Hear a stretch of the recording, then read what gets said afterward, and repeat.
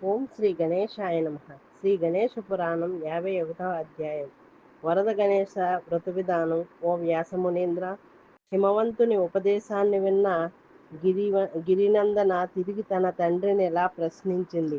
ఓ తండ్రి, నీ ఉపదేశము నా చెవులకు అమృతపు జల్లై కురిసింది.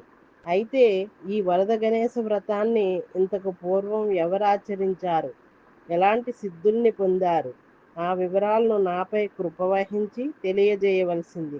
కుమార్తె యొక్క శ్రద్ధాశక్తులకు ఆనందం పొందిన హిమవంతుడిలా అన్నాడు. అమ్మా, నీవు నీకై గణేశుని గాథలను వివరించే నేను కూడా ఇందువల్ల ధన్యులమవుతాము. ఎందుకంటే గణనాథుని దివ్యలీలలు కథనము శ్రవణము కూడా అత్యంత కమనీయమైనవి. పరమ పావనమైన ఆ కథావృత్తాంతాన్ని నీకు తెలుపుతాను విను.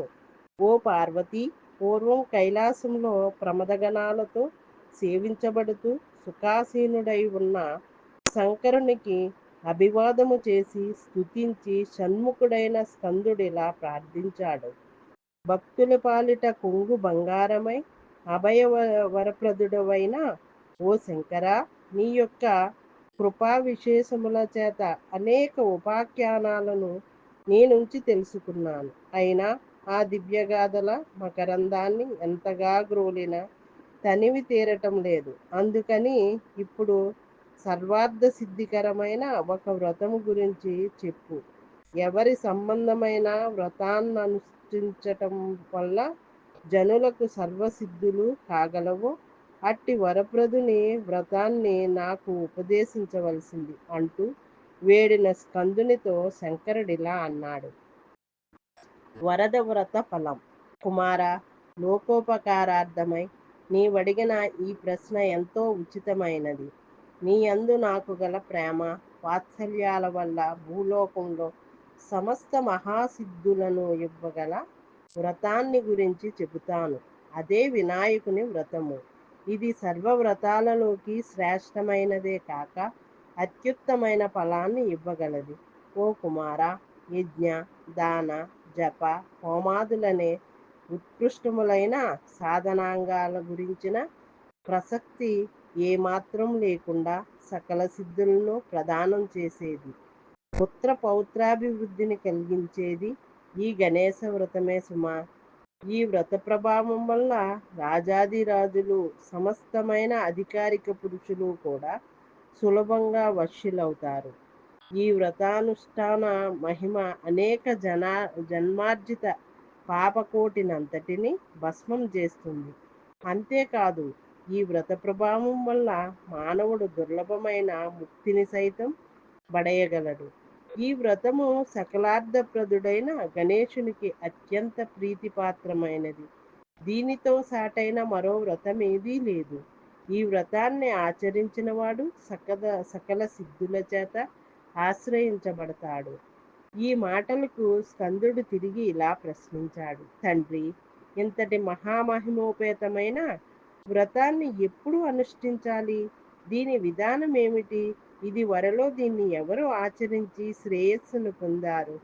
ఈ వృత్తాంతాన్నంతటినీ దయతో సెలవివ్వండి అని అడగగా శంకరుడిలా బదులు చెప్పాడు. వ్రతానుష్ఠాన కాలం. ఓ కుమార, ఈ వ్రతాన్ని శ్రావణ శుద్ధ చవితి నాడు ఆరంభించాలి. ఆ రోజున స్కంద్యాదులను గావించుకొని గురుగృహానికి వెళ్ళి సాక్షాత్ గణేశ స్వరూపిణిగా ఆయనకు సాష్టాంగ నమస్కారము, పాద్యము, ఆచమనం, వస్త్రములను సమర్పించి వారిని సంతుష్టపరిచి వారి నుంచి ఉపదేశంగా పొందాక వారి అనుజ్ఞతో ఈ వ్రతాన్ని ఆరంభించాలి. అక్కడ నుండి వచ్చి తన గృహంలో సుఖాసీనుడై గురూపదిష్ట మార్గంలో ఆ వ్రతాన్ని ఆచరించాలి. దీనికై మృత్తికతో గజాననుని మూర్తిని తయారు చేసి ప్రతిదినము పూజించాలి. ఇలా భాద్రపద శుక్ల చవితి వచ్చే వరకు పూజిస్తుండాలి. వ్రత నియమాలు. బ్రహ్మచర్యము, అధశయనము, ఏకభోక్తము, నక్తంతో గడపాలి. ఉప్పు కారములను వర్ణించి మధుర పదార్థాలనే భుజిస్తూ భక్తి శ్రద్ధలతో ఈ వ్రతాన్ని ఆచరించాలి. ప్రతిరోజు వ్రతం ముగిశాక గణేశ ఏకాక్షరి, షడక్షరి, చతురక్షరి, దశాక్షరి, ద్వాదశాక్షరాలలో ఒక మంత్రాన్ని ఏకాగ్ర చిత్తంతో జపించాలి. జప సంఖ్య: ఓ కుమార, ప్రతిరోజు ఇంత అనే నియమం కానీ లేదా 10,000 కానీ జపించాలి.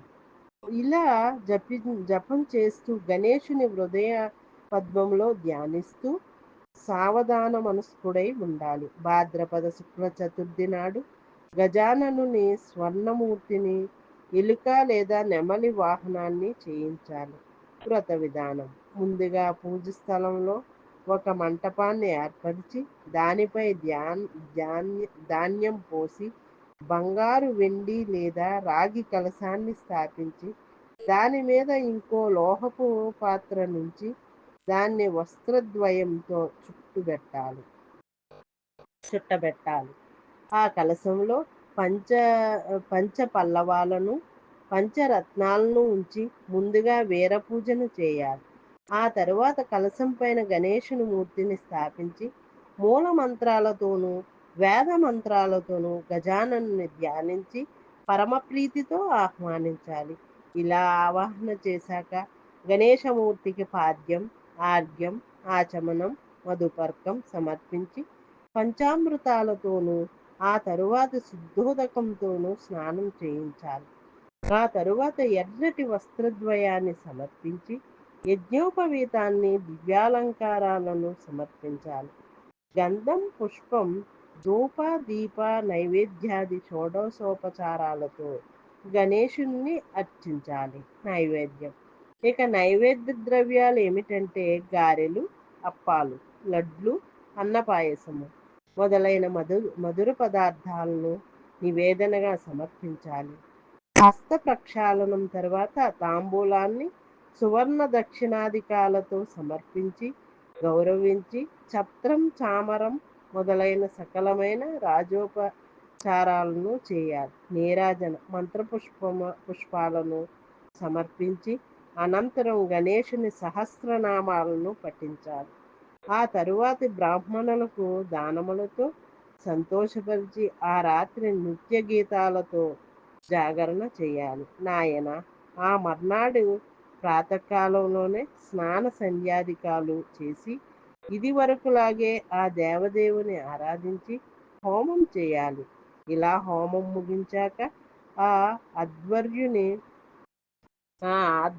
దక్షిణాధికాల చేత సత్కరించి తన శక్తి కొలది 21 మందికి తగ్గకుండా బ్రాహ్మణ భోజనం పెట్టాలి.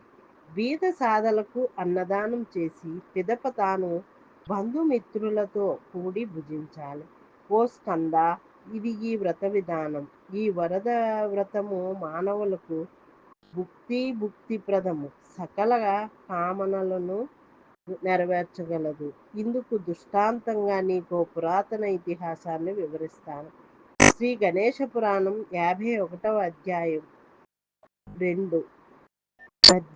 2 కర్దమోపాఖ్యానము. ఓ స్కంద, పూర్వం మహాపరాక్రమవంతుడైన కర్దముడనే రాజు యావత్ భూమండలాన్ని పరిపాలించేవాడు. ధర్మబద్ధమైన అతని పరిపాలనలో ప్రజలు చిరకాలం సంతుష్టులై గడిపారు.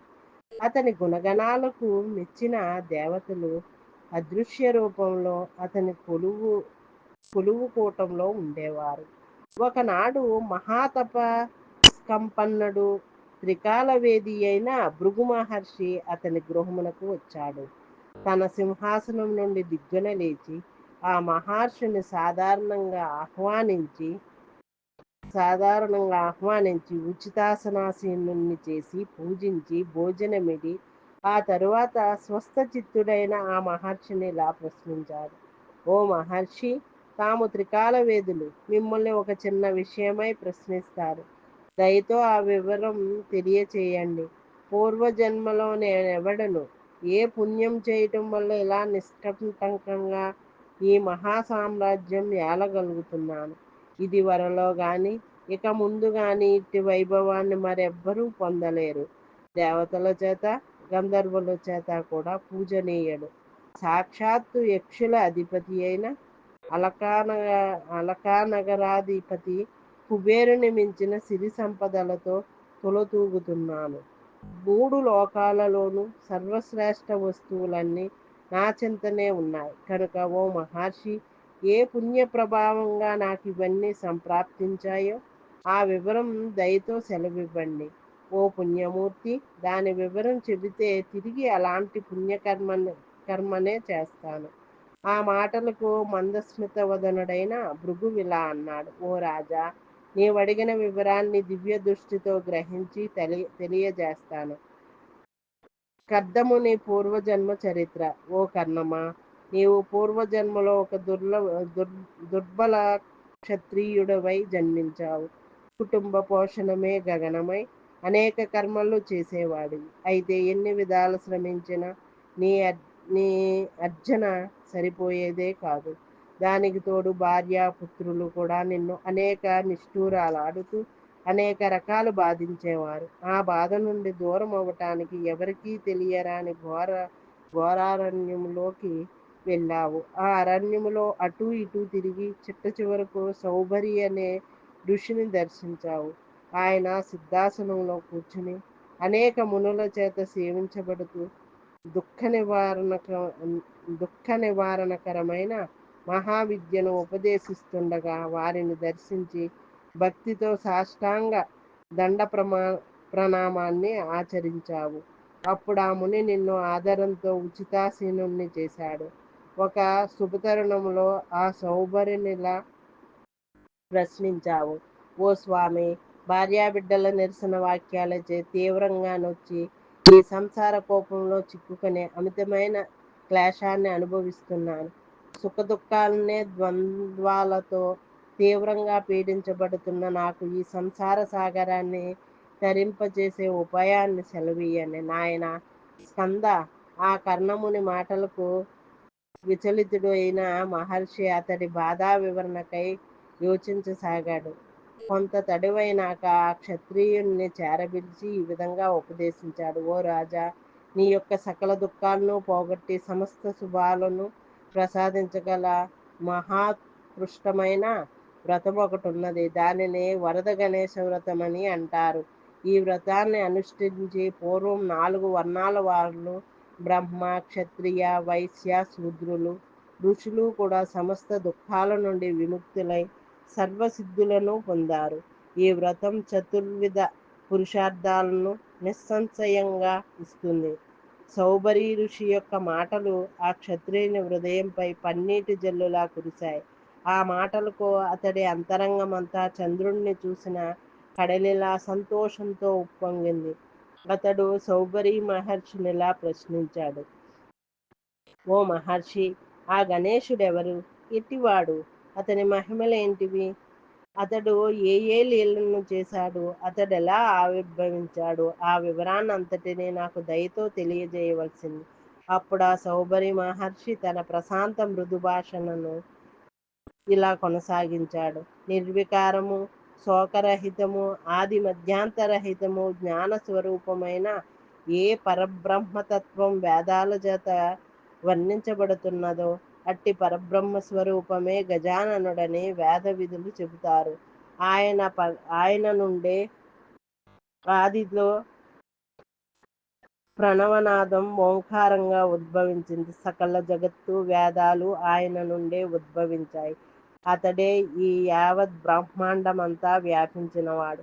సృష్టి చేయగోరిన చతురాష్యుడెవరికై 100 సంవత్సరాలు ఘోరమైన దివ్య తపస్సు ఆచరించాడో, సకల ఉపచారములతో ఎవరిని పూజించి సిద్ధి బుద్ధి అనే తన కుమార్తెలను సమర్పించాడో, ఎవరి వల్ల బ్రహ్మ ఏకాక్షరీ విద్యను పొందాడో, ఆ గణుడు విఘ్నేశ్వరుడైన గజాననుడే. ఆ ఏకాక్షరీ మంత్ర ప్రభావం చేతనే బ్రహ్మ ఈ యావత్ సృష్టి కార్యాన్ని గణేశానుగ్రహం వల్ల నిర్వహించగలిగాడు.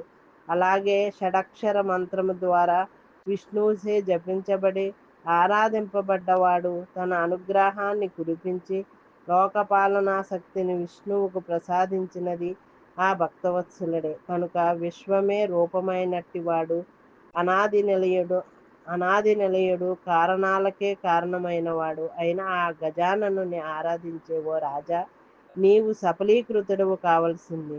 ఆయన అనుగ్రహాన్ని పొందినవాడు సకలము నీకు సులభ సౌధ్యమవుతుంది. నీవు సకల దుఃఖాల నుండి విముక్తుడు అవుతావు. అప్పుడు ఆ రాజు మహర్షితో తనక వ్రత విధానాన్ని ఆచరించటానికి అనువైన సమయాన్ని తెలియజేయమని శ్రద్ధగా కోరాడు. అప్పుడు సౌబరి మహర్షి చిరునవ్వు చిందిస్తూ ప్రసన్నంగా ఇలా తెలియజేశాడు: ఓ రాజా, ఈ వరద గణేశుని వ్రతాన్ని శ్రావణ శుద్ధ చవితి నాడు ఆరంభించాలి. అక్కడ నుంచి భాద్రపద శుద్ధ చవితి వరకు చేయాలి. ప్రతిదినము ఒక నూతనమైన పార్థివ గణేశమూర్తిని నిర్మించి షోడశోపచారాలతోనూ పూజించాలి. వ్రతాంతములో బ్రాహ్మణ భోజనాన్ని దక్షిణపూర్వకంగా సమర్పించాలి. నీవు గనుక ఈ విధంగా శ్రద్ధతో ఆచరించినట్లయితే నీకు సర్వ దుఃఖ శాంతి అవటమే కాక నీ యొక్క సకలాభీష్టాలు తప్పక నెరవేరుతాయి. ఓ కర్ణముడా ఓ కర్ణముడా, నీవీ రీతిగా పలికిన సౌబరి మహర్షి స్వాదువచనాలని ఆలకించి శ్రద్ధగా ఆయన ఆశ్రమంలోనే ఈ వరద గణేశ వ్రతాన్ని నిర్వహించావు. అలా నీ చేత వ్రతం పరిపూర్తి చేయబడగానే గణేశానుగ్రహం చేత దాస దాసీ జనంతోనూ వేద ఘోషాలతో ప్రతిధ్వనించే గోధన సంపదలతో కూడిన ఒక సుందరమైన భవనం ఏర్పడింది. ఏ సంతానం కూడా అందులో దివ్య వస్త్రాలంకార భూషితులై ఉండటాన్ని చూచావు. నీ భార్య ఈ విశేషాన్ని అంతటినీ చూచి నీకై నిరీక్షించసాగింది. నీవు ముని వద్ద అనుజ్ఞ తీసుకొని ఇంటికి తిరిగి చేరుకున్నావు. నీ భార్య చేత పంపబడిన సేవకులు నీకు ఎదురు వచ్చి స్వాగతం పలుకుతూ అమితోత్సాహముతో ఇంటికి తీసుకువెళ్ళారు. నీవు ఆ గణేశుని ప్రభావానికి అత్యంత ఆశ్చర్యచకితుడివై ఇదంతా ఆయన అనుగ్రహమేనని భావించావు. ఆ వ్రతాన్ని ఆనాడు ఆచరించినందువల్లనే ఇప్పుడిలా మన కీర్తి వహించిన మహారాజువైనావు అంటూ భృగు మహర్షి తాను దివ్య దృష్టి ద్వారా దర్శించిన కర్ణముడి పూర్వజన్మ వృత్తాంతాన్ని అతడికి వివరించావు. అప్పుడు ఆనందంతో పులకాంక్షితుడైన కర్ణముడు తిరిగి అదే విధముగా ఘనంగా వరద గణేశుని వ్రతాన్ని అనుష్ఠించి ఆ వ్రత ప్రభావం వల్ల జ్ఞాన వైరాగ్య సంపన్నుడై ఇహలో సర్వ సౌఖ్యాలను అనుభవించి తన కుమారులకు పట్టం కట్టి పునరావృత్తి రహితమైన గణేశ లోకాలని చేరుకున్నాడు. ఓ స్కంద, ఈ వ్రతం సర్వార్థ సాధకమైనది. దీనితో సాటి అయిన వ్రతం గాని దానం గాని మరొకటి లేదు కనుక నీకు వెంటనే దీన్ని అనుష్ఠించు. దీన్ని గతంలో అనేక మంది దేవతలు, గంధర్వులు, మానవులు కూడా చేశారు. నలుడు, ఇందుమతి, చంద్రాంగదుడు మొదలైన వారు ఈ వ్రతాన్ని ఆచరించి తమ ఇష్టార్థములను పొంది చివరకు గణేశ పదాన్ని పొందారు అంటూ పరమశివుడు అనుగ్రహించాడు. కనుక ఓ పార్వతి, నీవు నీ భర్తతో సాన్నిధ్యాన్ని కోరావు. అందుకై ఉత్తమ వ్రతాన్ని ఉపదేశించమని కోరావు కనుక ఆ వ్రతాన్ని ఇతిహాసంతో కూడా ఉపదేశించాను. నీవు మనసా ఆ వరదుడినే ధ్యానిస్తూ ఈ వ్రతాన్ని నిష్ఠతో ఆచరించితే నీ మనోభీష్టాన్ని అవశ్యం పొందగలవు. అమ్మా, నీ అందుగల ప్రేమ చేత ఈ వ్రతాన్ని చెప్పాను. ఇది ఇతరులెవ్వరికీ ప్రకటించకు. పరమ గోపనీయమైనది, మహత్తర ఫలప్రదమైనది ఈ వరద గణేశ వ్రతము అన్నాడు హిమవంతుడు. ఇది శ్రీ గణేశ పురాణం ఉపాసనా ఖండంలోని వరద గణేశ వ్రత విధానము అనే 51వ అధ్యాయం సంపూర్ణం. ఓం శ్రీ గణేశాయ నమః.